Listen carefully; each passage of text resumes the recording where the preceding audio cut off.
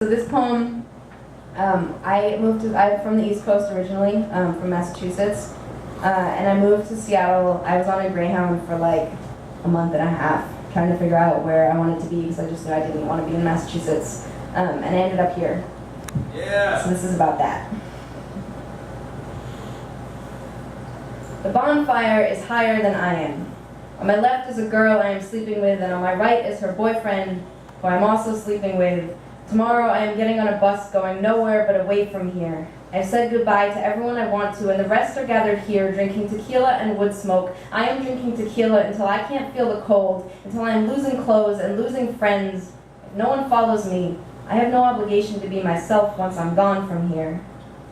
Small towns chew you slowly, so you don't notice until you wake up exposed bones and afraid of meeting anyone, settling into a rut like you chose it.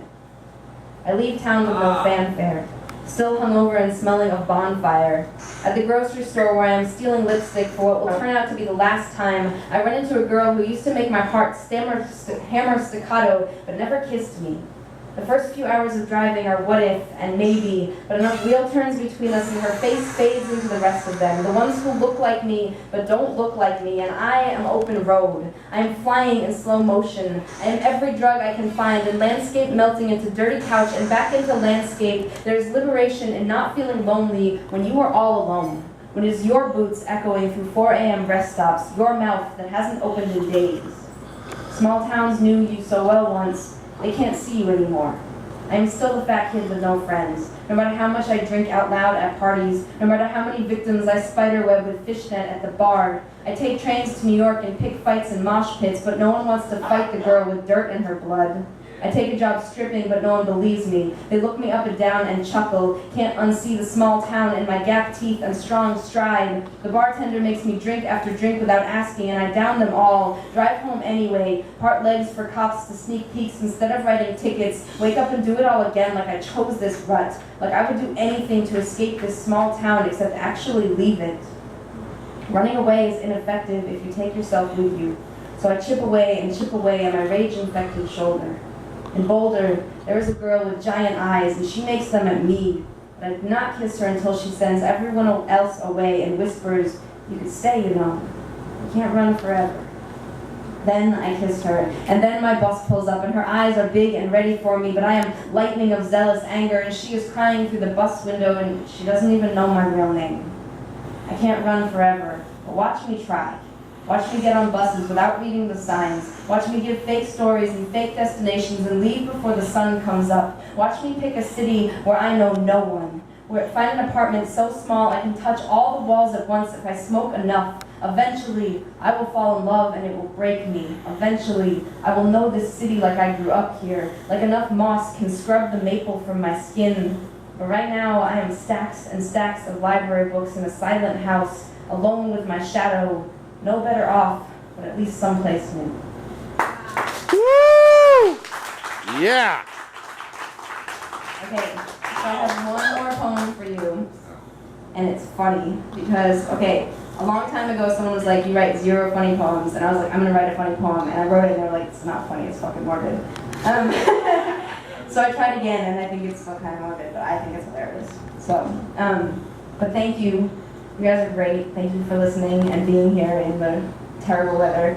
I run Rain City Slam in Seattle. It's every Wednesday. We just moved to Jai Tai on Broadway. You can find us raincityslam.org. It's amazing. You should come by. And here's my funny poem. Today my cat peed on my work shoes. Again. I didn't have the money or the time, but I still dragged myself to pay less because they're work shoes, not optional. I think she was just trying to get me out of the house. When I came back, it was suspiciously clean, and she was licking between her toes. Last week, I swear I heard a crow cawing in Morse code. A dog barked back, rough whine, whine, rough whine, rough, rough whine. That means wait. Yesterday, a squirrel threw an acorn directly at my face. It didn't fall from a tree or just coincidentally happened to be in my direction. This little shit looked me in the eye and threw it at my face. I'm starting to see a pattern. Bear with me. Humans were monkeys, right? Hairy-slouched gorillas walking around getting smarter. They say the first thing that proved us different was our use of tools. Well, An octopus should not know what a coconut is. But if you dump enough shells at the bottom of the ocean, they will start picking up the good ones and using them to build shelters and beautiful gardens. A sea otter will carry a rock all day in its pocket, use it to break open tough shells and put it back for next time. A wasp will hold a pebble while it beats its wings to buzzing so the rock vibrates into the earth and digs a hole. So I'm thinking, maybe we just got here faster because of these lucky little things called thumbs. Maybe the rest of the animals are catching up and we're all, aw, how cute, they're hitting a rock with a rock. No, they are actually making plans to take us down. Yeah. Be worried. Go home and pet your cat. She is a spy. Look at how her eyes are never closed. Look at how fast she jumps up when she is sleeping. Tell her that she is in charge. Supplement your lie by picking up her feces. Because the animals are rising. They are tired of taking orders. Have you ever seen a raccoon, king of the dumpster, wash his hands before eating? Stop thinking that your skill set makes you special. Today my cat peed on my work shoes. I still kissed her when her face was close. Still fed her when she asked me to. I put out nuts and seeds for squirrels when no one is looking. Hint received, I am a fast learner. Woo!